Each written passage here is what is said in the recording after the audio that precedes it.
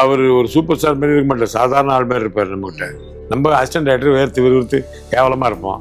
நமக்கு இந்த ஸ்ப்ரே போடுற பழக்கம்லாம் கிடையாது. ஆனால் அவர் ஜாலியாக பார்த்துருப்பாரு. இங்கே நடை போட்டு சிகரத்தில் ஏறு. பேசரில் வந்து எனக்கு கால்மி ரஜினிகாந்த் அப்படின்னு லேண்ட்லைன் நம்பர் கொடுத்துருந்தாரு. ரஜினிகாந்த் ஏன் நம்மளை கூப்பிட்றாரு, அந்த கால்மி வேறு போடுறாரு. நீங்கள் என்ன பண்ணுங்க, ஒரு ஷோ ஒன்று போட்டிங்கன்னா நான் ஃபேமிலியோட வந்து பார்க்குறேன்ட்டார் சொல்லிட்டு வச்சிட்டார். 4 ஷோ போடணும், காசு வேணாம், யாருட்டு காசு, ஒரு தியேட்டர் புக் பண்ணணும். முடிய தட்டிட்டு இருக்கு சார். அது சொன்னோன்னு சிவா சார் அப்படின்னாரு. சிவா சார் கூப்பிடு என்னது இது ஸ்டைல் சரி. அவரு ரஜினி சார் பயப்படுவார் இருந்தாலும் சிவா சாருக்கு. இப்போ டயல் பண்ண மாட்டேன்றாரு, கூப்பிட்டான் போடா வேலையை பார்த்து போடான்றாரு.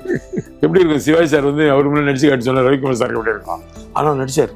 ஓகே, அடிச்சு கண்ணில் தண்ணியெல்லாம் வந்துடுச்சு அவருக்கு. விவேக் இருக்கிறாப்புல நான் என்ன பண்ண போறேன் காமெடி, அவன் சூப்பராக பண்ணுவான் அப்படின்னு. அவ்வளோ இல்லை அப்படின்னு பாலச்சந்திரன் சார் கூப்பிட்டாரு. நாட்டில் என்ன பண்ணுறாரு நமக்கு தெரியாது, அற்புதமாக நடிச்சுட்டு போயிடுவார். வெளியே சார் கேரவன் நாங்கள் உட்கார ஒரு ஃபேனை மட்டும் போட்டு உட்கார வச்சேன். இந்த பாட்டு சினிமாவில் மட்டும் நீங்கள் நினைக்காதீங்க, ஒவ்வொரு டீ கடையிலையும் உட்காந்து கேட்கணும், அவங்க ரசிக்கணும், அவங்களுக்கு ஏற்ற வரிகள் வேணும் அப்படின்னு.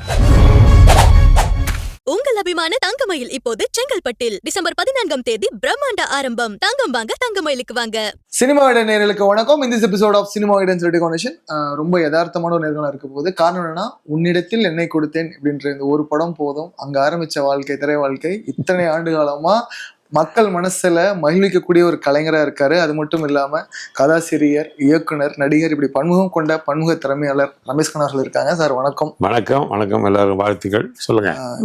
கலர்ஃபுல்லா இருக்கு உங்க காஸ்டியூம் மாதிரியே. அப்படியே படங்களும் அவ்வளவு மக்களை என்டர்டெயின் பண்ணிருக்கு. இன்னைக்கு படையப்பா ரீரிலீஸ், அதுவும் சூப்பர் ஸ்டாரோட பர்த்டே அன்னைக்கு வரப்போகுது. அவரே பேட்டிகள் போட்டு தள்ளுறாரு எல்லா இடத்துலயும். அந்த மெமரிஸ் எல்லாம் கேட்கிறப்போ, சூப்பர் ஸ்டார்கள் பேசுறத கேட்கிறப்போலாம் எங்களுக்குலாம் அப்படியே ரொம்ப விஷுவலா ஓடுச்சு. அதை நேர்ல பார்த்த ஒரு மனிதர், அனுபவித்த ஒரு மனிதர், அந்த படத்துல நடிகரா மட்டும் இல்லாம அந்த டைரக்ஷன் டீம்லயே ஒர்க் பண்ணீங்க. இந்த ரீரிலீஸ்ங்கிறது உங்களுக்கு எப்படி இருக்கு? இத்தனை ஆண்டுகள் கழித்து அதிசயமா இருக்கு எனக்கு. இப்போ கொஞ்சம் சமீபத்துல ஒரு நல்ல டைம் போயிட்டு இருக்குன்னு நினைக்கிறேன். ஃப்ரெண்ட்ஸ் ரிலீஸ் ஆகுது, அட்டகாசம் ரிலீஸ் ஆகுது, படையப்பா ரிலீஸ் ஆகுது, அது பாட்டு போயிட்டே இருக்குது. ரீரிலீஸ்ல இப்போ உங்களை நிறைய திருப்பி உங்க படங்கள் எல்லாத்தையுமே நாங்கள் நாஸ்டாலஜி ஃபிலிம்ஸ் எல்லாத்தையும் பாக்குறோம். அதுவும் தியேட்டர்ல பாக்குறப்ப அதுவும் அருமையா பிரிண்ட் வேற அருமையா பண்ணிருக்காரு. இத்தனை ஆண்டு காலம் முன்னாடி சாரோட 25வது வருஷத்துல படையப்பா, அந்த படையப்பா டைட்டில் முதற்கொண்டு அவர் சொல்லியிருந்தாரு இப்படியான டிஸ்கஷன்ஸ் எல்லாம் போச்சு அப்படின்ட்டு. ஸோ அந்த டைரக்ஷன் டைம்ல ப்ரீ ப்ரொடக்ஷன் ஒர்க் இருந்திருக்கும் இல்லையா? அப்ப நடந்த அந்த டிஸ்கஷன் ஞாபகம் இருக்குங்களா? அதை பத்தி நான் ஆமா, டிஸ்கஷன் நாங்க மட்டும் தான் டிஸ்கஸ், நானும் ரஜினி சார், ரவிக்குமார் சார் 3 பேர் தான் டிஸ்கஸ் பண்ணுவோம். ஓரளவு லைன் ஓகே ஆனப்பறம் அசிஸ்டன்ஸ் எல்லாம் கூடுவோம், அவங்களாம் வந்து உட்காந்து டிஸ்கஸ் பண்ணுவாங்க. அப்போ கார்த்திக், சபரி, முருகேஸ்வரன் எல்லாரும் வந்துடுவாங்க. தங்கவேல் நிறைய பேர் வருவாங்க. அதில் முதல்ல டிஸ்கஸ் நாங்கள் தான் பண்ணுவோம். அது என்ன ஒரு அவுட்லைன் பண்ணி ரெடி பண்ணுறதுக்கு. அது வந்து ரொம்ப இன்ட்ரெஸ்டிங்காக தான் இருக்கும். ரஜினி சார் தான் மேக்ஸிமம் எல்லாமே சொல்லுவார். கதையை அவர் தான் சொல்லுவார் ஃபர்ஸ்ட். மூலக்கதையை அவர் தான் சொல்லியிருந்தார். மூலக்கதையில கதையை அவர் தான், சும்மா எங்க மூலக்கதை மொத்த கதையை அவர் தான். ஸ்கிரீன் பிளே மட்டும் நான் ரவிக்குமார் சார் பண்ணுவாரு. அப்ப நாங்கள் கூட பண்ணுவோம். அப்படின்னா மேட்ரு வேற. ஏன்னா பொன்னியின் செல்வன்ல இருந்த ஒரு இன்ஸ்பிரேஷன் தான் அந்த கேரக்டர், ஃபீமேல் அவருக்கு அது இன்ஸ்பிரேஷன் தான். அதை வச்சுதான் இந்த மாதிரி ஒரு கதாபாத்திரம் பண்ணணும் அப்படின்னு அந்த அவுட்லைனை மட்டும் எடுத்துட்டு நகைச்சுவை எல்லாம் ரொம்ப அழகா யதார்த்தமா பண்ணிருக்காங்க. ஃபர்ஸ்ட் இனிஷியல்ல இருந்தே ஆரம்பிச்சிடலாம். இந்த சிங்க நடை போட்டு சிகரத்தில் ஏறு அப்படின்னு பானையை உடைக்கிற சீன் இருக்கு பாத்தீங்களா? அந்த சீக்வன்ஸ்ல இருந்து சூப்பர் ஸ்டாரோட காஸ்டியூம் எல்லாம் இன்னைக்கு ட்ரெண்ட் ஆயிடுச்சு. பேக் எல்லாம் ஸ்கூல் பசங்க எல்லாம் அதே மாதிரி பேக் ஆரம்பிச்சாங்க. அந்த அனுபவங்களை பத்தி சொல்லுங்க. படையப்பா வந்து படம் வந்து அந்த கதை பண்ண பிறகு அப்புறம் ரஜினி சாருக்காக சீன்ஸ் பண்ணுவோம்ல. நம்ம கதை வந்து ஆக்சுவலா பார்த்தா நீலாம்பரிக்கும் அவருக்குள்ள சின்ன போராட்டம் தான். ஏன்னா நீலாம்பரி அவளுடைய தாய்மாமன் பொண்ணு, அவ லவ் பண்ணுவா, அவ ஆசைப்படுவா. அதை கட்டாம அந்த வீட்டு வேலைக்காரி சௌந்தர்யா கட்டிடுவார். அது அவளுக்கு ஒரு பெரிய பழி வாங்குற எண்ணம் வந்துடும். அப்போ அவளுடைய மூடு அது 18 வருஷம் தனியாக ரூமில் தனியாக இருந்து அந்த மாதிரி ஒரு வெஞ்சன்ஸோட வாழ்ந்துவாகும். அதனால அந்த கதை மட்டும்தான் இருக்குது வழியாக. மற்றபடி காமெடியெல்லாம் இப்போ அந்த சட்டை எந்தில் அவருக்கு அதெல்லாம் ரஜினி சார் சொன்ன காமெடி தான். ஓகே, அவர் தான் நல்ல காமெடியாக சொல்கிறார். லவ் லெட்டர் மட்டும் நான் சொன்ன எபிசோடு. ஏன்னா நான் பண்ணுறதுனால நமக்கு ஏதாவது பண்ணணுமே அப்படி யோசிச்சு ஒரு கேரக்டர் அப்படி சொன்னேன். இப்படி ஒரு கேரக்டர் சார் டிஸ்கஷன் முதல்ல டைரக்டர்கிட்ட தான் சொன்னேன். சார் இது மாதிரி ரஜினி படம் தான் எல்லாரும் ஒரு 4 பேர் கூட பின்னாடி நடந்து வந்துட்டு இருப்பாங்க, அவ்வளோதான். அவங்களுக்கு ஒரு பெரிய இது இருக்காது, ஒரு ரிமார்க் இருக்காது. ஆனால் உன்னிடத்தில் கொடுத்த படம் அப்போ தான் விக்ரமன் சார் என்ன ஒரு பெரிய லெவலில் கொண்டு போயிட்டார். ஒரே படம், அந்த ஒரு படம் பார்த்த உடனே இவ்வளோ பிரச்சனை நடந்துச்சு. ஓகே. அந்த படம் ரிலீஸ் ஆகி ஒரு 3 நாள் 4 நாள் இருக்குன்னு நினைக்கிறேன். ரஜினி சார் வந்து நான் அப்புறம் பேஜர் வச்சுருப்பேன், பேஜரில் வந்து எனக்கு கால்மி ரஜினிகாந்த் அப்படின்னு லேண்ட்லைன் நம்பர் கொடுத்துருந்தாரு. எனக்கு டவுட்டு, ரஜினிகாந்த் ஏன் நம்மளை கூப்பிட்றாரு, அந்த கால்மி வேறு போடுறாரு, நம்ம இது யாராவது கிண்டல் பண்ணுறாங்களா, அது டவுட் இருக்கும்ல. அப்புறம் நேராக பார்த்தேன், சரி ஓகே எப்படி அப்போ ஃபோன்லாம் கிடையாது நம்மகிட்ட. அப்புறம் தேனப்பன் ப்ரொடியூசர் இருக்கார், அவர் தான் நம்ம ஃப்ரெண்டு, அவர் எங்களுக்கு எக்ஸிக்யூட்டிவ் ப்ரொடியூசர் எல்லா படத்துக்கும். படையப்பாக்க அவர் தான். அவர் ஆஃபீஸுக்கு போய் இப்போ ஃபோன் இல்லை கொஞ்சம் ஃபோன் பண்ணேன்னு, சரி பண்ணிக்கணும் பண்ணால் ரஜினி சார் ஃபோன் எடுக்கிறார். நல்ல மனுஷன் சூப்பராக இருக்குது, எல்லாம் பார்க்குறாங்க, உன்னிடத்துல ரொம்ப சூப்பர் நல்ல பேர் ரொம்ப பாராட்டினார். தேங்க்யூ சார் தேங்க்யூ சார், நீங்கள் என்ன பண்ணுங்கள் ஒரு ஷோ ஒன்று போட்டிங்கன்னா நான் ஃபேமிலியோட வந்து பார்க்குறேன்ட்டார். ஓகே சொல்லிட்டு வச்சிட்டார். 4 ஷோ போடணும், காசு வேணாம், யார்கிட்ட காசு, ஒரு தியேட்டர் புக் பண்ணணும், பிரிண்ட் வேறு கேட்கணும், அப்போல்லாம் இது கிடையாது, அந்த என்ன சொல்லுவாங்க ஃபிலிம் கேமரா தான். ஆமாம், அப்போல்லாம் ஃபிலிம் தான். அப்புறம் தேனப்பன் தான் நமக்கு ஹெல்ப் பண்ணார். அப்போ எல்லாம் ப்ரொடியூசர்ஸ் இருக்காங்களே, சுவாமிநாதன், வேணுகோபால், அவரெல்லாம் 3 பேரும், அவங்க 3 பேர் சேர்ந்து சரி வாங்க அப்படி சொல்லிட்டு முரளி ஷோ போட்டாங்க முக்தா தியேட்டரில். படம் பார்த்துட்டு இன்டர்வல்லே வந்து பயங்கரமாக பாராட்டினார். பாராட்டிட்டு சூப்பராக படம் முடிஞ்சோன்னு சொன்னார். ரமேஷ் கண்ணா சூப்பராக இருக்குது, எங்கள் ஃபேமிலிக்கெல்லாம் உங்கள் நடிப்பு ரொம்ப புறமாக பிடிச்சிருக்கு, நல்லா பண்ணியிருக்கீங்க. ஏன்னா அது வரையும் முத்துல நான் கோடாயிட்டு தான் ஒர்க் பண்ணியிருக்கேன், ஒரு சீன் தான் நடிச்சிருப்பேன் இல்லை, அதனால் அவருக்கு ரொம்ப ஆச்சரியம் நடிப்பானான்ற மாதிரி. அது நான் எங்கே நடித்தேன், விக்ரம் சார் வேலை பார்க்குறது, சீன்ஸ் அப்படி அமைச்சா நல்லா வந்துடும். அப்புறம் சொன்னார் இதுமாதிரி வந்து நீங்கள் நான் வந்து ரவி சாரோட படம் பண்ணுறேன், அடுத்த படம் அது நீங்கள் அதில் ஒரு கேரக்டர் பண்ணுறீங்க. நான் சொன்னேன் உங்கள் படம் கேரக்டராக சார் முக்கியம், உங்கள் படம் ஒரு படம் அசோசியேட் டைரக்ட் பண்ணால் 100 படம் டைரக்ட் பண்ண மாதிரி சார் டைலாக் அவருக்கு. ஆமாம், நான் அவர்கிட்ட எல்லா டைலாக் அடிப்பேன். அப்பப்போ டிஸ்கஷனில் உட்காந்துரு பல காமெடி பண்ணுவேன். அப்போ அவர் சிரிச்சுட்டு பார்த்தா படையப்பால் ஒரு கேரக்டர். அப்போ நான் ரவிக்குமார் சார் சொன்னேன், சார் இது மாதிரி எல்லா படத்துலையும் இருக்க மாதிரி வர முடியாது சார், நான் ஒரு கேரக்டர் பண்ணியிருக்கேன் படத்தில், நல்ல பேர் கிடச்சிருக்கு, இது 2ஆவது படம், 2ஆவது படத்தில் சும்மா வந்துட்டு போனால் அப்படியே போயிடும் இல்லையா, அதனால் ஒரு லவ் லெட்டர் கொடுக்குற மாதிரி ஒரு சீன் வச்சுக்கிறேன் சார்ன்னு. என்னன்னா லவ் லெட்டர் கொடுக்குறேன் சௌந்தர்யாவுக்கு, படையப்பால் லவ் லெட்டர் எழுதி நான் கொடுக்குறேன். படம் பூரா கொடுத்துட்டே இருப்பேன், கடைசி வரைக்கும் கொடுக்க மாட்டேன். லெட்டர்ல டேப்லாம் ஒட்டியிருப்பீங்க, டேப்லாம் இது தேவையே இல்லை, டேப்லாம் ஒட்டி டேப் அப்படி வச்சிருப்பேன். நான் வச்ச சீன் லாஸ்ட்ல என்ன சீன்னா, சௌந்தர்யாவை போய் வீட்டுக்கு போய் கூப்பிட்டு வந்துடுவார், கல்யாணம் பண்ணி கூப்பிட்டு வந்த பிறகு வீட்டில் வந்து கார்டனில் தண்ணி ஊற்றிட்டு இருப்பான். அப்போ நான் போய் சௌந்தர்யாகிட்ட இந்த மாதிரிம்மா படையப்பா அவங்கள லவ் பண்ணுறாரு, அவனை படையப்பா பின்னாடி வந்து தட்டிட்டு கல்யாணம் பண்ணி வீட்டுக்கே கூப்பிட்டு வந்துட்டேன், இப்போ போய் லவ் லெட்டர் கொடுக்குறேடா அப்படின்னா நான் சீன் முடிச்சிருந்தாரு. அதெல்லாம் ஷூட் பண்ணது அது ஷூட் பண்ணல, அந்த சீன் ஷூட் பண்ணல. நான் சொன்ன சீன்ல அது 2 ஒரு ட்ராக் ஒரு 2 ஒண்ணுல அது. அப்போ ரஜினி சார் சொன்னேன், இல்லைப்பா நான் இப்போதான் உன்னிடத்துக்குள்ள படம் பார்த்தேன், அதில் வந்து கார்த்திக் திருடன்னு சொன்னோன்னா ஒரு எமோஷன் ஆகிடுவீங்க நீங்கள், ரொம்ப அற்புதமாக இருந்துச்சு அது சென்டிமெண்ட்டு. விவேக் வடிவெல்லாம் காமெடி பண்ணலாம், ஆனால் சென்டிமெண்ட் ஒர்க் அவுட் ஆகாது. இதே டைலாக் பாரதிந்தர் சார் சொன்னார், கே பாரதி சாமி படத்தில் ஹரி ஃபர்ஸ்ட் படம் இல்லை, அப்போல்லாம் எல்லாரும் ஃபர்ஸ்ட் படம் நம்மளை கூப்பிட்டுருவாங்க சென்டிமெண்ட்டாக படம் ஓடணுன்னு. அப்போ ஹரி போய் கூப்பிட்டு நான் இல்லைப்பா விவேக் இருக்கிறப்ப நான் என்ன பண்ண போகிறேன் காமெடி, அவன் சூப்பராக பண்ணுவான் அப்படி. அவ்வளோ இல்லை அப்படின்னு பாலச்சந்திரன் சார் கூப்பிட்டாரு, நீ பண்ணு. இல்லை சார் இந்த மாதிரி காமெடியெல்லாம் பண்ணுமா, நான் என்ன சார் பண்ண போகிறேன். ரமேஷ் கண்ணா அவங்கெல்லாம் காமெடி பண்ணுவாங்க, சென்டிமெண்ட் உனக்கு மட்டும்தான் வரும், அவங்க சென்டிமெண்ட் பண்ண சிரிச்சிருவாங்க தியேட்டரில், அதனால அதெல்லாம் அதில் பார்த்தா கொஞ்சம் சீரியஸ் மேட்டர்லாம் எபிசோட்லாம் போகும். அது மாதிரி சொன்னார். அது மாதிரி ரஜினி சார் சொல்லி அவர் தான் அந்த லெட்டர் கிழிச்சு போகிற சீன் அவர் தான் கிரியேட் பண்ணார். ஓகே, படையப்பால இருக்க கதாபாத்திரம், நட்சத்திர கதாபாத்திரங்கள் அவங்கள பற்றி பேசலாம். Starts from Sivaji sir. Sivaji சாரோட கம்பீரம், அந்த ஒரு உடை, அவர் பேசுறதா இருக்கட்டும், அந்த ஊரோட ஜமீன்தார் அந்த லுக்லேயே அப்படி இருக்கும், அவர் பார்க்குற பார்வையாக இருக்கட்டும், பேசுகிற டயலாகாக இருக்கட்டும், அதெல்லாம் லைவாக விட்னஸ் பண்ண மொமெண்ட் வந்து எல்லாருக்கெல்லாம் கிடைக்காது சார். அது உங்களுக்கு கிடைச்சிருக்கு, அந்த ஸ்பாட்ல நீங்கள் சொல்கிற சுச்சுவேஷனில் இருந்திருக்கலாம். ஆமாம், அந்த மெமரிஸ் சொல்லுங்கள். சிவாஜி சாரை பொறுத்த வரைக்கும் அவருக்கு நம்ம ஒன்றும் சொல்ல தேவையில்லை, அவர் டைலாக்கு போனோம், டைலாக் படித்து காட்டணும், அப்படியே கேட்பாரு, அவ்வளோதான். ஷார்ட்டில் என்ன பண்ணுறாரு நமக்கு தெரியாது, அற்புதமாக நடிச்சுட்டு போயிடுவார்.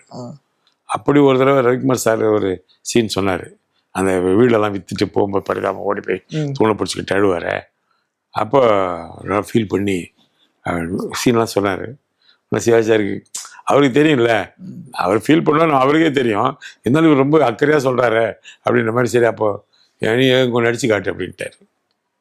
எப்படி இருக்கும் சிவாஜி சார் வந்து அவருக்கு முன்னாடி நடிச்சு காட்டி சொன்னார், ரவிக்குமார் சாருக்கு எப்படி இருக்கும், ஆனால் நடிச்சார். ஓகே, அடிச்சு கண்ணில் தண்ணியெல்லாம் வந்துடுச்சு அவருக்கு. சிவாஜி சார் ஆச்சரியமாயிடுச்சு. என்ன இப்படி பண்ணுறான், அற்புதமாக நடிக்கிறான், என்னடா எப்படி இதெல்லாம் ஃபீல் பண்ணேன். இல்லை சார், நான் வந்து உண்மையிலே என் டாட்டர்ஸ் என் வீட்டில் இருக்கிறேன்னு என் பொண்ணுங்களை பற்றி நினச்சிட்டா எனக்கு வந்துடுறேன் சார் அப்படின்னு. ஓ, பெரிய ஆள்றா நீ அப்படின்னு ரொம்ப பாராட்டினார் சிவாஜி சார். அப்போ அன்னைக்கு வாங்கின பாராட்டு நீ பிற்காலத்தில் நடிகராகவே மாறிட்டு. பெரிய நடிகர். அதான் இப்போ டயல் பண்ண மாட்டேன்றார், கூப்பிட்டான் போடா வேலையை பார்த்து போடான்றாரு. இப்பவே ஒவ்வொரு சீன் மட்டும் வந்துட்டு போற. ஈவன் படையப்பால கூட அந்த கிக்கேர் தேசம் கல்யாண சீனுக்கு ஒரு சீன் மட்டும் வந்துட்டு போகுது. அப்ப அது ஸ்பெஷல் இல்லைங்க, டான்ஸ் ஆடுவார். அப்போ ஒவ்வொரு பாட்டுக்கு ஒவ்வொரு படத்துலயும் ஒவ்வொரு சீனுக்கு மட்டும் வந்துட்டு போவார். ஈவன் முத்துல வந்து இருக்கணும் சும்மா தரும் போவாரு. அது மாதிரி கேமியோ அப்பியரன்ஸ் அப்பவே கொடுத்தாரு. ஆமா, அப்பவே பண்ணுவாரு. சிவாஜி சாரோட டைலாக் வந்து இந்த பையனுக்கும் அப்பாவுக்கும் என் முன்னாடி ஒண்ணு பண்ணுவியாடா, அது பண்ணி காட்டுறா. அந்த அந்த சீக்வன்ஸ்ல சூப்பர் ஸ்டார் இங்க சிவாஜி கணேசன் சார் இவங்க எல்லாம் இருக்கிறாங்க. நீங்க ஸ்பாட்ல அஃப்கோர்ஸ் அசோசியேட்டா ஒர்க் பண்ணிருப்பீங்க. அந்த மொமெண்ட் எப்படி சார்? அதான் சொல்றேன், அதாவது அவர் நேரா போயிடுவார், அவர் பண்ணிட்டு போயிடுவார். ஒன்றும் சிவாஜி சார் கூப்பிடு என்ன இது ஸ்டைல் சரி சரி. அவர் ரஜினி சார் பயப்படுவார், என்ன இருந்தாலும் சிவாஜி சாருக்கு ஸ்டைல் அப்படியா, அப்படியே சீனாவே அப்படின்ட்டாரு. அப்படியே அதை ஷார்ட்டாகவே எடுத்தோம் நாங்கள். அவர் சொல்றது என்னடா இது ஸ்டைல் போ அப்படின்னு. அதெல்லாம் அங்கேயே ஸ்பாட்லேயே பண்ணலாம். நிறைய ஸ்பாட் இம்ப்ரோவைசேஷன் இருந்துன்னு சொல்லி ஸ்பாட்லேயே வரும், எப்பவுமே வரும். ஓகே, அது அப்பப்போ வந்துட்டே இருக்கான். எப்படி வரும்னு சொல்ல முடியாது, அது அந்த நேரத்தில் வரும், டக்குன்னு பிடிச்சின்னு வரும். அது அப்படிதான் வரும் படம். அப்போ வந்து சொத்து பிரிக்கிற சீன் அன்னைக்கு வந்து அது மிகப்பெரிய அளவில் நம்ம ஊர்லயே நடந்த நிறைய லைஃப்ல வந்து அப்ப இருக்கக்கூடிய சொந்தங்கள் எல்லாமே கூட்டு குடும்பம் பிரியிற சூழல்ல இருந்த நேரம் அது. அது படத்துல வந்து நிறைய பேரோட லைஃப்ல நடந்ததா நான் பார்க்க முடிஞ்சது. ஏன்னா நிறைய பேர் கனெக்ட் பண்ணிக்கிட்டாங்க. அந்த சீன்ல ரொம்ப இமோஷனலா பேசியிருப்பாங்க. அதுவும் சிவாஜி கணேசன் சாரோட கண்ணில் அப்படியே தண்ணி நிற்கும், ட்ராப் கலங்கி போய் ஆமாடா நீ கூத்தியாளுக்கு தான்டா போறதுன்னு சொல்லி ஒரு கோவமா சொல்ற வார்த்தையெல்லாம் இருக்கு இல்லைங்களா. அந்த டைலாக் இமோஷனலா ஒரு அந்த ஷாட் எடுத்த விதம் எப்படி சார் இருந்தது? ஏன்னா ஒரு பெரிய லெங்தி சீன் அது. மணிவண்ணன் சார் ரொம்ப சூப்பரா பெர்ஃபார்ம் பண்ணியிருப்பாங்க அந்த சீன்ல. எல்லாருமே லெஜெண்டரி டைரக்டர்ஸ், அவங்க ஆக்டராகவும் இருந்திருப்பாங்க. அந்த சீன் எடுக்கிறப்பெல்லாம் நீங்க ஸ்பாட்ல கேஎஸ் ரவிக்குமார் சார் வாங்கின ஒர்க் பண்ண மொமெண்ட் இருக்கும் இல்லையா, அந்த உங்க டைரக்டருக்கு உங்களுக்கு என்ன கான்வர்சேஷன் போயிட்டு இருக்கும்? எங்களுக்கு என்ன கான்வர்சேஷன், எங்களுக்கு ஒன்றும் பெருசாக கான்வர்சேஷன் போக வேண்டிய அவசியம் இல்லையே. அதான் சிவாஜி சார் பார்த்துக்குவாரு, மணிவண்ணன் பார்த்துக்குவாரு, அதெல்லாம் பிரச்சனையே கிடையாது. அந்த சீன்லாம் அதெல்லாம் சிவாஜி சார் பற்றி நீங்கள் நினைக்கிற மாதிரி கிடையாது. மிஸ்ரீன்லாம் போட வேணாம், அவர் நினச்சா எழுதுவார். அது அவருக்கு தான் வரும், அது காட்ஸ் கிஃப்ட் அவருக்கு. அப்படி கண்ணை திறந்து பார்த்தா கடவுள் தண்ணி ஊற்றிடுவார். அந்த மாதிரிலாம் பண்ணுவார், அவர் பெரிய ஆளவர். அப்படி பண்ண கேரக்டர் தான் அதெல்லாம் உண்மையிலே. அவர் பார்த்தா அவரை பொறுத்த வரைக்கும் அவர் நடிக்கிறாருன்றது எங்களுக்கு தெரியவே தெரியாதுங்க. வருவார் ஸ்பாட்டில் ஷோ போட்டு, ஆனால் ஒன்று செட்டை விட்டு வெளியே போக மாட்டார், உள்ளே உட்காந்துருப்பார். வெளியே சார் கேரவுண்டு நாங்கள் உட்கார ஒரு ஃபேனை மட்டும் போட்டு உட்கார வச்சிருவார். ஷார்ட் பூரா கவனிப்பார். அப்போ தான் சொல்லுவார், நீ நடிக்கிறது பெருசு இல்லை, மற்றவங்க என்ன நடிக்கிறாங்க அதுக்கு நம்ம எப்படி ரியாக்ட் பண்ணணும் தெரிஞ்சு வச்சுக்கணும் அப்படின்வார். அதெல்லாம் அவருக்கு அந்த காலத்துல வர பழக்கம் தான். ஓகே, படத்தோட மெயின் பில்லர் ஆஃப் த ஃபிலிம்ன்ற மாதிரி இந்த கேரக்டர் யாருமே எதிர்பார்க்காத இருந்துச்சு. ஏன்னா பொன்னியின் செல்வன், கல்கி எழுதின பொன்னியின் செல்வன்ல நந்தினி கேரக்டர் வச்சு தான் நான் இன்ஸ்பயர் ஆகி இந்த கதையை சொன்னேன்னு சொல்லி சொன்னார் சூப்பர் ஸ்டார். அதுக்கு ஐஸ்வர்யா ராயை ட்ரை பண்ணி அவங்க ஒத்துக்கலன்னு சொன்னதுக்கப்புறம் ரம்யா கிருஷ்ணன் அரை மனசா தான் இந்த படத்துக்கு ஒத்துக்கிட்டோம்னு சொல்லி சூப்பர் ஸ்டார் சொல்லியிருந்தாங்க. ரம்யா கிருஷ்ணன் அவ்வளோ பெரிய ஆர்டிஸ்ட் இல்லையா அப்போ நிறைய படங்கள் பண்ணியிருக்காங்க, இருந்தாலும் கேரக்டர் அவங்க பண்ணதில்லை, சும்மா கிளாமர் ஆர்டிஸ்ட் வருவாங்க. இப்போ ரம்யா கிருஷ்ணன் போடலான்னு போது ஒரு வழியா சரி ஓகே, வேற ஐஸ்வர்யா ராய் பண்ண ஆக்சுவலாக நல்லா இருந்திருக்காரு.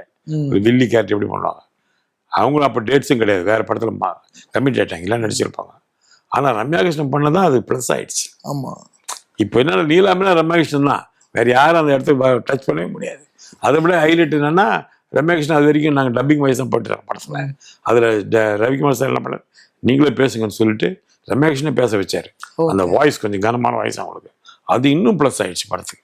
இன்னைக்கு இருக்க ஜென்சிக்கு வேணா ராஜமாதா தெரியலாம், 90s கிட்ஸ் 80s கிட்ஸ் எல்லாருக்கும் நீலாம்பரி தான். அதுவும் இந்த கணீர் வாய்ஸ், அந்த பறக்கும் போதே பறக்கிற டோர் ஓபன் பண்ற டோர்ல இறங்கி வர்றதா இருக்கட்டும், கூலிங் கிளாஸ் போட்டு மாயக்கண்ண உன்னை எல்லாருக்கும் ஏன் பிடிச்சிருக்கு தெரியுமா, உன் அழகும் ஸ்டைலும் உன்னை விட்டு இன்னும் மாறவே இல்லை. உன் ஸ்டைலும் அழகும் இன்னும் உன்னை விட்டு போக. அவங்களோட பெர்ஃபார்மன்ஸ்ல சூப்பர் ஸ்டார் வேந்ததை தாண்டி அவங்க கொடுத்த ஸ்பேஸ் ரொம்ப முக்கியம்னு நினைக்கிறேன். ஒரு சூப்பர் ஸ்டார், ஒரு ஹீரோயின் இல்ல ரஜினி சாரை பொறுத்த வரைக்கும் எல்லாத்தையும் ஸ்பேஸ் கொடுப்பாரு. ஏன்னா எனக்கு அந்த லவ் லெட்டர் சீன் வேணான்ட்டா என்ன பண்ணுவீங்க, கரெக்ட், சும்மா கூட நடக்க வேண்டியது தான் இல்லையா. ஆனா அவர் நம்ம சொல்லும்போது கேட்கிறாருல்ல இல்லையா. அதே மாதிரி லெட்டர் எழுதுவார், அந்த சீன் பாத்தீங்களா, புனிய வச்சு எழுதுவார், பேனோட ஸ்டைல் எடுத்து அப்படி எழுதுவாரு. அப்ப நான் டக்குன்னு நான் ஸ்பாட்ல போட்டேன்ல, கீஞ்சிரு போகுது பத்திரம் அப்படின்னு சொல்ல முடியுமா? அப்படியே கோவம் வரும்ல ஒரு சூப்பர் ஸ்டார், அது கூட மாட்டேன். சந்தோஷப்படுவார் அவர். அந்த இது படத்தை முத்து படத்தில் தான் நினைக்கிறேன். அது ஒரு பீடி பிடிக்கிற சீன் வந்து அது அப்படி தட்டு வந்துடுவேன் கிச்சியில். அது அப்படி அவன் பண்ணல, அவன் சாதாரணமாக நான் கொடுத்தா போட்டு பற்ற வச்சு அப்படின்னா ரஜினி சார் வேணாம் நான் ஒரு ஸ்டைல் சொல்கிறேன். ஒரு ஸ்டைல் அவர் சொல்லி கொடுத்தாரு அவனுக்கு. ஓகே. அதை பத்தி போட்டு எடுத்து பாதி கட் பண்ணி அப்படி பிடிச்சி அப்படி தட்டி அப்படி பற்ற வைப்பான். ஓகே. அது பண்ணுறதுக்குள்ள அவன் உயிர் போயிடுச்சு, அவன் 1 hour ஆயிடுச்சு வரல, அவனுக்கு கட் பண்ணி தான் எடுத்துன்னு வச்சுங்க. அது மாதிரி மற்றவங்களுக்கு ஸ்கோர் பண்ணணும்னு ஆசைப்படுவாங்க 2 பேருமே. மணிவண்ணன் சாரை பத்தி பேசிடலாம். அந்த படத்துல மணிவண்ணன் சாரோட கேரக்டர் நெகட்டிவா இருந்தாலும் அந்த சீனை ஹோல்ட் பண்ண விதமா இருக்கட்டும், அவர் பேசுற விதமா இருக்கட்டும், நிறைய இடங்கள்ல கீழே குனிஞ்சிட்டே இருப்பாரு, கண்ணு மட்டும் இப்படி பார்த்துட்டு ஆமாங்க அப்படின்னு. ஏன்னா ஐயா எழுத்து பேசக்கூடாது, ஆனா பிடிக்கலைங்கிற விஷயத்தையும் கம்யூனிகேட் பண்ணும். அது எல்லாத்தையும் ரொம்ப இயல்பா அவர் பண்ணியிருப்பாரு. இயக்குனரா தாண்டி நடிகரா ரொம்ப மெல்லிருந்திருப்பாங்க. அந்த கதாபாத்திரம் இன்னைக்கும் ஆடியன்ஸ்க்கு வந்து ஆமா பெருசா பேசப்படும். அப்புறம் அந்த ஸ்டைல் ஆஃப் ஆர்டிஸ்டே இல்லை இப்போ. மணிவண்ணன் ரீப்ளேஸ்மெண்ட்டே இல்லை. அவர் எல்லாத்துக்கும் சூட் ஆவார். காமெடி சூட் ஆவார், வில்லனுக்கு சூட் ஆவார், கதாசிரியர் சூட் ஆவார். அது மாதிரி ஒரு ஆர்டிஸ்டே இல்லையே. வச்சு பாருங்க, மணிவண்ணன் ஸ்டைலுக்கு ஆள் கிடையாது. ஆர்டிஸ்ட் இயக்குனருக்கும் ஆள் கிடையாது. ஆமா, அவர் என்ன 50 படம் 56 படம் பண்ணியிருக்காங்க. விளையாட்டுத்தனமா பண்ணுவார் படம் அவர். அந்த படத்துல ஒரு சீன் வரும் இல்லையா, டிராக்டர் ஃபுல்லா கூட்டம் வச்சு அகிலா கிரேன் மைசூர்ல எடுத்தோம். அது அந்த சீனோட எக்ஸிகியூஷன் எப்படி இருந்துச்சு? ஏன்னா அன்னைக்கு வந்து இன்னைக்கு மாதிரி ஹெலிகாம் கிடையாது, வந்துட்டோம் அப்பெல்லாம். என்னங்க ஃபுல்லா, அதாவது மைசூர் அந்த இடத்துல இருந்து ஒரு ரோல் அப்படியே வளைஞ்சு அப்படி நிற்கும். சொல்லிட்டோம் அந்த மாதிரி போகணும் அப்படின்னு. அங்க நிறைய ரசிகர்கள் இருக்காங்க. ஃபுல்லா டிராக்டர் எடுத்துட்டு வந்துட்டாங்க. ஒரு 100-150 டிராக்டர் இருக்கும். அப்ப ஷாட் வந்து கிரேன்ல தூக்கிட்டு அகில கிரேன் மட்டும் தான் இருந்துச்சு. இதெல்லாம் கிடையாது, இந்த ட்ரோன்லாம் கிடையாது. அப்ப அப்படியே போய் அப்படியே வந்து அப்படியே லாஸ்ட் வரைக்கும் இப்போ போயிட்டே இருக்குது. ஆமா, அதுக்கு அப்புறமும் இருக்குது இடம் இல்லை எங்களுக்கு எடுக்கிறதுக்கு. கிரெயின் ஃபெசிலிட்டி இல்ல, அவ்வளவுதான் கிரெயின் கவர், அவ்வளவுதான் கிரெயின் கவர், அவ்வளவுதான் பண்ண முடியும். ஓகே. கட் ஷாட் பண்ண நல்லா இருக்காது இல்ல, ஆமா, அது எப்படி வேணா ஏமாத்தி எடுக்கலாம். சிங்கிள் ஷாட்டா காட்டணும், அப்பதான் உங்களுக்கு அந்த வேல்யூ தெரியும். அது ஆக்சுவலி பெருசா பேசப்பட்ட ஒரு சீன் அது. ஆமா, அது அவ்வளவு பேர் மக்கள் வந்திருக்காங்க. அவ்வளவு பேர் வந்தாங்க. அது மாதிரி மைசூர்ல நிறைய ஃபேன்ஸ் நிறைய இருக்காங்க. மைசூர்ல ஆட்கள் ரஜினி சார் படம் வந்து குவிஞ்சிடுவாங்க.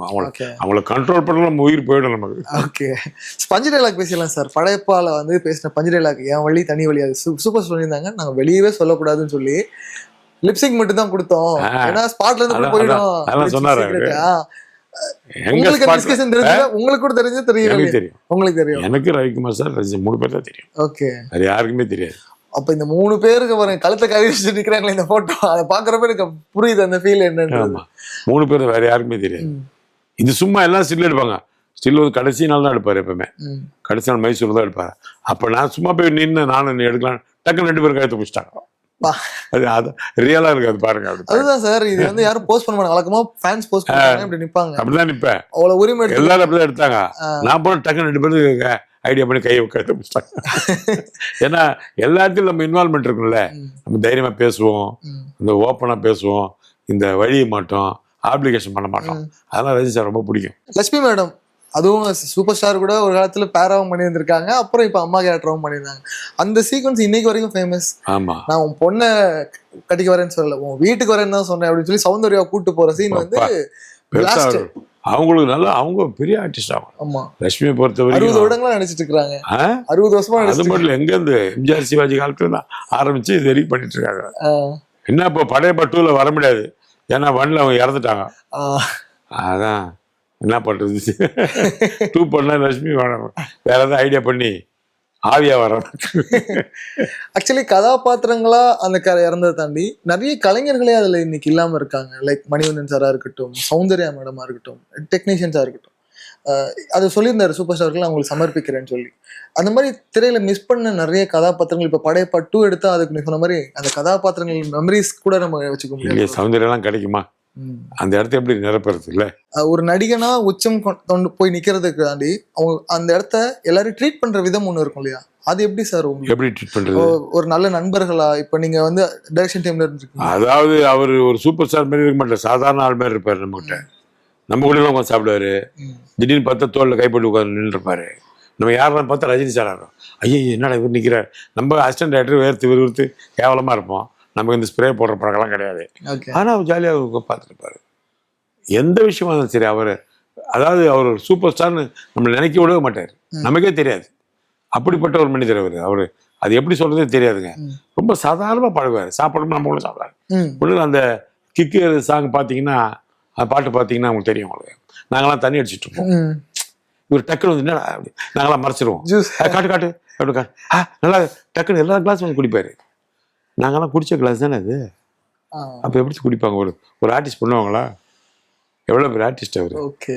மற்ற ஆர்டிஸ்ட் வந்து என்ன பண்ணுவோம், நாங்கள் எத்தனை சொல்கிறோம் சார் ஓகே கட் பண்ணி கிளாஸ் எல்லாம் கழுவிட்டு வேற ஊற்றி வைக்கலாம் கொண்டாங்க அப்படி. அந்த மாதிரி ஒரு ரியல் ஃப்ரெண்ட்ஷிப்புக்கான அடையாளம் மாதிரி. ஃப்ரெண்ட்ஷிப்பில் அவர் எதையுமே பெருசாக எடுத்துக்கிறது இல்லை. லைஃப் ரொம்ப டவுன் டு எர்த் பர்சன். எல்லாம் நம்ம வாழ்க்கையில் கடந்து வந்து பாருங்க அவரை பொறுத்த வரைக்கும். சாங்ஸ் பற்றி பேசிடலாம். வெற்றி கொடிகட்டு சாங் நிறைய பேர் நிறைய ஆக்டருக்கு ஒரு மோட்டிவேஷன் சாங்கா நிறைய பேரோட ஆட்டோல பஸ்ஸில் வந்து இன்ஸ்பைரிங்கா ஓடிட்டு இருக்கும். ஒரு பாட்டுல ஒரு பெரிய ஆளாகிறது இருக்கு இல்லையா, அந்த உழைப்பு, அந்த அந்த அதெல்லாம் அப்படியே விஷுவலா காமிச்சிருப்பாங்க. அந்த சீக்வன்ஸ்க்காகவே நிறைய இடங்கள்ல போயிட்டு ஒவ்வொரு இடத்துலயும் ஒரு பாறை உடைக்கிற சீக்வன்ஸா இருக்கு. அது தனித்தனியா எடுப்போம் நாங்க. ஒரு லொகேஷன் முன்பு எடுப்போம். அதை மாண்டேஜஸ் எல்லாம் ஆமா அப்படிதான் எடுப்போம். அது அந்த முத்து சாங் சேரட் சாங் இருக்குல்ல ஒன்று அதெல்லாம் ஒவ்வொரு இடத்துல எடுத்துட்டே இருப்போம். சேரட் எங்க போனா வரும், மைசூர் போனா வரும், ஹைதராபாத் போனா வரும், சிவாஜி கார்டன் போனா வரும், எங்க போனா வரும். அது வச்சுட்டு அங்கங்க எடுப்போம் நாங்க. ஏன்னா அந்தந்த லொகேஷன் மாறணும்ல, அதுக்காக அப்படி எடுக்கிறதா. அது ஃபுல்லா அப்படிதான் எடுத்தது. பாடல் வரிகளும் வைரமுத்து அவர்கள் சூப்பர் கேட்கணுமா? ஸ்பெஷலா அவர் கேட்கணுமா? வைரமுத்து சொல்லணுமா? பெரிய வைரமுத்து சார் ரொம்ப அற்புதமா ரஜினி சார் நினைச்சு எழுதுவார். அவர் சொல்லுவாரு, இந்த பாட்டு சினிமாவில் மட்டும் நீங்க நினைக்காதீங்க, ஒவ்வொரு டீ கடையிலையும் உட்காந்து கேட்கணும், அவங்க ரசிக்கணும், அவங்களுக்கு ஏற்ற வரிகள் வேணும் அப்படின்வார். அப்படி எழுதுவார் அவருடைய பாட்டுகள் லிரிக்ஸ் எல்லாம். ரொம்ப ஒரு அவ்வளோ பெரிய மனுஷன். அவர் சொல்லுவார், நீங்கள் ஒரு பாட்டு எழுதினோடனே எனக்கு 4 ஆர்டிஸ்ட் இருக்குன்னுவார். 4 ஆர்டிஸ்டா அப்படின்னு? ஆமாம், ஃபஸ்ட்டு வந்து ரஜினி சார் ஓகே பண்ணோம், அப்புறம் ரவிக்குமார் சார் ஓகே பண்ணோம், அப்புறம் ரகுமான் ஓகே பண்ணோம், அப்புறம் ரமேஷ் கண்ணா ஓகே பண்ணோம். 4 ஆறு இருக்குது எனக்கு அப்படின்னு. 4ஆவது ஏன்னா நான் சில டிவிக்கு வேணாடுவேன், ஆனால் சில டிவிக்கு நல்லா தான் சூப்பர்ன்றேன் நான். அதெல்லாம் அவருக்கு ரொம்ப பிடிக்கும். கொக்கு சைவ கொக்கு சொல்லணும், நான் தான் ஃபர்ஸ்ட் சூப்பர் சார் அப்படின்ட்டேன். அப்புறம் ரவிக்குமார் சார் சொன்னார் வைரமுத்து சார், சைவ கொக்குன்னு குச்சம் சார் அப்படியே வரிக்கு அப்படின்னு சொல்லுவார். அது மாதிரி அதெல்லாம் கிஃப்ட் தான் நமக்கு. நல்ல படங்கள் வரணும்னா நல்ல படங்கள் அமையும், நல்ல பாட்டு அமையும், நல்ல சீன் வரும், நல்ல கேரக்டர் வருவாங்க. கெட்ட படம் அமைனா எல்லாம் கெட்டதாக வரும். நம்ம கிட்ட ஒண்ணுமே இல்லை, டிசைடிங் அத்தாரிட்டி மேல. ஓகே. மின்சார கண்ணா பாட்டு அன்னைக்கு இருந்த கல்ச்சுரல்ஸ்ல நிறைய பேரோட ஸ்டேஜ்ல டான்ஸ் பெர்ஃபார்மன்ஸ்க்காகவே. ஆமா, பரதநாட்டியம் மிக்ஸ் ஆயிருக்கும், உங்களுக்கு கொஞ்சம் வெஸ்டர்ன் ஸ்டைலும் இருக்கும். அப்போ அது ஒர்க் அவுட் ஆகுதுல்ல பெருசா. எஸ்பெஷலி ஹரிஹரன் சார் பாடி அது வேணாம், ரொம்ப கிளாசிக்கலா இருக்கு, சீனிவாசன் பண்ண எனக்கு அந்த இன்வர்ஷனே போதும். ஆமா, எப்பவுமே லிரிக்காக டம்மி வெர்ஷன் பாடிருப்பாங்க இல்லையா, அந்த வயசு எனக்கு போதும்னு சொல்லி பாட வச்சலாம். அவரோட லைஃப் அன்னைக்கு மாறிடுச்சு. அதுக்கு பேட்டி எடுத்தப்போ அதை சொன்னாரு, அவர் அன்னைக்கு சூப்பர் ஸ்டார் அன்னைக்கு வந்து ஒரு வார்த்தை சொன்னதுதான் இன்னைக்கு என் லைஃப் மாறி எங்கேயோ போயிடுச்சுல்ல. ஆமா, அந்த பாட்டோட சீக்வன்ஸே சூப்பரா இருக்கும் சார். ஷூட்டிங் எல்லாரும் ஃபேமிலி இருப்பாங்க, அதுவும் கடைசியா வந்து கண்ணத்துல கிஸ் பண்ணுவாங்க. ரமேஷ்ணன் வந்து படையப்பா கடைசியில கிஸ் பண்றதா இருக்கட்டும், முடிய தட்டிட்டு இருக்கு சார். அது சொன்னோன்னு சிவா சார் அப்படின்னாரு. அதெல்லாம் ஸ்பாட்லயே பண்ணது. அவரை பத்தி சொல்லணுமாப்பா, அவர் ரியாக்ஷன் எப்படி கொடுப்பாருன்னு நம்ம எல்லாம் ஒண்ணு சொல்லவே கூடாது. அவரா பண்ணுவார், அவருக்கு வருது ஸ்பான்டேனியஸா. என்டையர் படம் எவ்வளவு நாள் ஷூட் பண்ணாங்க? 50-60 நாள்ல சொன்னாங்க. 60 நாள்ல முடிஞ்சிருச்சு. 55 days 60 days. அப்ப எல்லா படம் அப்படிதான் பண்ணுவோம் நாங்க. மேக்ஸிமம் 55 days, அதுக்கு மேல கிடையாது. அவ்வேஷன்மே 55 days தான். ஓகே. அந்த மேக்கப்போட அதோட செஞ்சே 55 days. ஓகே. இந்த படம் எல்லாம் எடுத்து முடிச்சோடனே ஒரு மிகப்பெரிய ஹெல்ப் பண்ணது கமல் சார்ன்னு சொல்லி சொன்னாங்க. என்னன்னா, விசாரிச்சா படத்தை 2 பிரேக் வச்சு போயிடலாம், ஏன்னா 18,000 feet வந்துருச்சு. 14.5 தான், 14.5 ஒரு படம் முடிகிறதுக்கு. கட் பண்ணலாம், 2 பிரேக் வச்சு போலாம்லாம் டிசிஷன் எடுக்கிறப்ப கமல் சார் தான் வேணவே வேணாம் ஒரே இதுல போங்க. அப்போ உங்களோட ஐடியா என்னவா இருந்தது? நாங்கெல்லாம் டபுள் இன்டர்வல் ஆசைப்பட்டோம். ஆமா, ரஜினி சார் ஓகேன்ட்டாரு, டபுள் இன்டர்வல் அம்மா அப்படின்னாரு. அப்போ எனக்கு தெரியும் சங்கம்ல ஒரு படம் டபுள் இன்டர்வல் பெரிய ஹிட்டு, சாந்தி தியேட்டர் 100 days ஓடிச்சு. ஓகே. அது ஒரு புதுசா இருந்துச்சு. அப்போ நான் எனக்கு என்ன பழைய படம் பார்க்கலாம், சங்கம் பற்றி எனக்கு சார் சங்கம் மாதிரி பெருசாக வரும் சார், டபுள் இன்டர்வல் அப்படிலாம் நானும் சேர்ந்து பேத்திட்டு இருக்கிறேன். டைரக்டர் என்ன பண்ணு, டைரக்டருக்கெல்லாம் அப்படி பண்ணணும் இஷ்டம் இல்லை, அவர் முடியாண்டாரு. அப்போ ரஜினி சார் சொல்றாரு எந்த சீன் வெட்டலாம் பார்த்தா எல்லா சீன் நல்லா இருக்கு, வெட்டக்கூடிய சீன் அதில் இல்லை படத்தில் பார்த்தா. அப்போ என்ன பண்ணுறது, டபுள் இன்டர்வல் அப்படி இப்படி பேசிட்டு போது தான் கமல் சார் தான் ரஜினி சார் ஃபோன் பண்ணி சொன்னார், ரவிக்குமார் சொல்கிறத கேளுங்க, அவர் என்னென்ன சீன் வேணான்ற வெட்டுறீங்க, டபுள் இன்டர்வல் நம்ம ஊருக்கு தாங்காதுன்னாரு. அப்படிதான் சிங்கிள் இன்டர்வல் ஆச்சு. டபுள் இன்டர்வல் தான் எப்படி இருந்துன்னு சொல்ல முடியாது. அந்த டைம்ல ஆக்சுவலா ரூமர்லாம் வந்துச்சு, ஜெயலலிதா கதாபாத்திரத்தை வச்சு மையப்படுத்தி எல்லாம் எடுக்கிறாங்க. ஜெயலலிதா கதாபாத்திரம் இல்ல, அப்ப ஜெயலலிதாக்கு அவருக்கு ஒரு சின்ன மிஸ் அண்டர்ஸ்டாண்டிங் வந்துச்சு. அந்த ரோட்ல போகும்போது ஏதோ பிரச்சனை பண்ணி விட்டாங்கன்னு. அதனால என்னாச்சு, அவர் பேசும்போதெல்லாம் அது ஆட்டோமேட்டிக்கா அவங்களுக்கு போய் பதிய ஆரம்பிச்சிச்சு. அவங்களுக்கு போய் ஆனா கடைசியில படம் முடிஞ்ச பிறகு ஜெயலலிதா படம் போட்டு பார்த்தாங்க. இவர் பிரிண்டர்லாம் அனுப்பிச்சாரு, படம் பார்த்தாங்க, பாராட்ட தான் செஞ்சாங்க. ஓகே, கரெக்டா பண்ணிருக்கீங்க படத்தை அப்படின்னு. அதெல்லாம் அதனால என்னாச்சு, நாங்கள் சொல்ற டைலாக்லாம் ஜெயலலிதா போய் தாக்குற மாதிரி முத்துலே அப்படி இருந்து வரும். அந்த மாதிரிலாம் மீனா பேசும்போது நீ என்னம்மா பெரிய அதெல்லாம் அதுலயே வரும். ஓகே. ஓ, அதனால ஆடியன்ஸ் கனெக்ட் பண்ணிட்டாங்க, ஆடியன்ஸுக்கு கனெக்ட் பண்ணிட்டாங்க எல்லாத்தையுமே.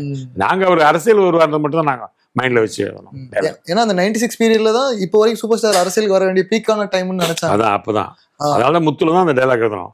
எங்க வரும் எப்போ வரும் எப்படி தெரியாது, நான் வர வேண்டிய நேரத்துல கரெக்டா வருவேன் அப்படின்னு அந்த டைலாக் ரஜினி சார் அரசியல் வருவார் தான் எழுதணும். படையப்பா எல்லாருக்கும் மனசுக்குள்ள ஒரு நெருக்கமான படமா இருக்குது. உங்களுக்கு இந்த படம் எவ்வளவு ஸ்பெஷல் சார்? படையப்பா எனக்கு பெரிய ஸ்பெஷல்ல. உள்ளிடத்தில் கொடுத்த படத்துக்கு அடுத்த படம் படையப்பா. இல்லைன்னா போய் மக்கள் பதில பயங்கர ரீச் ஆயிருக்குல்ல. இல்ல அது என்ன தூக்கிட்டு எங்க விட்டுடுச்சு இல்ல படம். அப்புறம் பார்த்தா எனக்கு எல்லா படமும் சில்வர் ஜூப்ளி தான். அது படையப்பா, அது முடிஞ்சா வானத்தை போல, அப்புறம் ஒன்னே நினைத்து, அப்புறம் ஜெமினி, அப்புறம் துள்ளுவது இளமை, எந்த படம் எடுத்தாலும் சில்வர் ஜூப்ளி தான். அப்போ பிளாக் பஸ்டர்ஸ். ஆமா, சில்வர் ஜூப்ளி காமெடி தான் சொல்லுவாங்க எனக்கு. அப்புறம் அந்த மாதிரி பேர் இருந்துச்சு அப்போ. ஆனா அது சின்னி ஜெயன் தான் சொன்னாப்புல, ரமேஷ் சொன்னா நாங்கெல்லாம் காமெடியன், நீங்க தான் சில்வர் ஜூப்ளி காமெடியன் அப்படின்னு.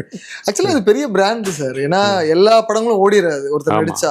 ஆனா உங்களுக்கு இனிஷியலா எல்லா படம் ஓடும், இட்டு பயங்கர இட்டு ஒன்னும் தானா அமையர் தான் நம்ம கிட்ட இருக்குது. நன்றும் தீதும் பிறர் தர வாரா, தீதும் நன்றும் பிறர் தர வாரா. படையப்பா படத்துல பேசின இன்னொரு அறம் என்ன அப்படின்னா, மணப்பெண் கல்யாணம் தான் ஒரு பெரிய கீ பாயிண்டா இருக்கு படத்தோட சோலை. நான் அதை தான் பாக்குறேன். மணப்பெண்ணுக்கு சம்மதம் இல்லைன்னா அந்த கல்யாணம் நடக்கூடாது, அதை கொண்டு போய் கணத்துல போட்டுருவாங்க. ஏன்னா இன்னைக்கு வரைக்கும் நம்ம பாக்குறோம் இந்த ஆணவ படுகொலைகள் எல்லாம் நடந்துட்டு இருக்கு, இந்த காதல்ல, அதுவும் ஜாதி சார்ந்த விஷயங்கள். அன்னைக்கே 25 வருஷத்துக்கு முன்னாடியே, 20 வருஷம் முன்னாடியே காதல் கல்யாணம், மணப்பெண்கள் சம்மதம் இருந்தா மட்டும்தான் கல்யாணம் நடக்கணும், சம்பிரதாய திருமணமா இருக்கக்கூடாதுன்னு சொல்லி பேசின ஒரு அறம். அதை பத்தி சொல்லுங்க. எனக்கு அது ரொம்ப படையப்பா படத்திலேயே நான் ரொம்ப நெகிழ்வா அடுத்த தலைமுறைகளுக்கு கடத்தின ஒரு செய்தியா பாக்குறேன். இல்ல அது வந்து ஒரு சமூக அக்கறை உள்ளதான் அந்த தாட்டு வரும் இல்லையா? இல்ல அது சொல்லாம கூட பண்ணலாமே, கல்யாணம் சம்மதமா அப்படின்னு சொல்லிட்டு இல்ல வேணாம் சரி விட்டுருன்னு சொல்லாம, அது சம்மதிச்சுதான் ஆகணும்னு ஒரு கதையை வச்சு அது வந்து அவங்க வந்து கேட்பாரு. கிடைச்சா கல்யாணம் பிக்ஸ் பண்ண அப்புறம் கேள்வியை கேட்கறது, அதுதான் சொந்த பொண்ணுக்கே வரும். அப்புறம் அதான் அப்ப அந்த மாதிரி வரும்போது அது ஒரு சமூக அக்கறையான ஒரு டைலாக் அது இல்லையா? அப்போ அது ஜாதி மதம் பார்க்க கூடாது, மனசு ரெண்டு பொருந்து போனோம் அப்படின்றாங்கல்ல, அதுதான் முக்கியம். ஏன்னா அது டைலாகாவே வச்சிருப்பேன். அங்க ஒரு பஞ்ச் இருக்கும், இந்த உங்க 2 பேருக்கும் நான் பிடிச்ச மாப்பிள்ளையோட கல்யாணம் பண்ணி வைக்கல, இந்த படையப்பட மூச்சு நின்று போச்சு அப்படின்னு சொல்றதெல்லாம் அப்படி இருக்கும் அந்த படத்துல. ஏன்னா ஒரு சமூகத்துக்கு தேவையான சிந்தனைய பஞ்ச் டைலாக்காலையும் கடத்த முடியும், அந்த சுச்சுவேஷன்லயும் கடத்த முடியும். ரொம்ப தொலைநோக்கு பார்வையோட அதை பார்த்துருந்தேன். அதெல்லாம் கிரேட். அவர் தான், ஒன்றும் சொல்ல முடியாது. இவ்வளவு மெமரிஸ் என் கூட ஷேர் பண்ணதுக்கு ரொம்ப நன்றி. ரொம்ப தேங்க்ஸ். தமிழக மக்கள் விரும்பும் தங்கமயில் அடுத்த புதிய கிளை செங்கல்பட்டில் வரும் ஞாயிற்றுக்கிழமை டிசம்பர் 14ஆம் தேதி முதல் கோலாகல ஆரம்பம். உங்களுக்காக ஏராளமான திறப்பு விழா சலுகைகள் காத்திருக்கின்றன. தங்கம் வாங்க, தங்கமயிலுக்கு வாங்க.